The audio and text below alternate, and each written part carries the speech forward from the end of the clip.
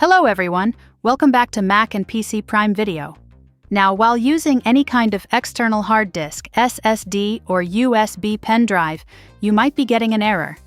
Disk 0, Disk 1 unknown, not initialized with unallocated space. So there can be many reasons for this kind of problem. And if you have the same problem in the disk management, or if it comes up on your screen, in that case, watch this video until the very end. Only then will you be able to find a solution to this problem. Because the first method that I will be using that method will be fixing your problem, fixing your drive without loading any kind of data. But in case that method doesn't work, so in the next step, we will be using another method that will be fixing your drive, but your data will be lost. So make sure that you watch the first step carefully so that it can be fixed with the first method only without losing any kind of data. Now, the very first thing that I would recommend is that you try changing your USB data cable and port sometime.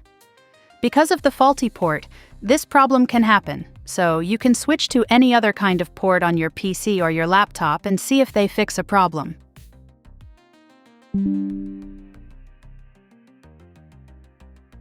And if not, then what next?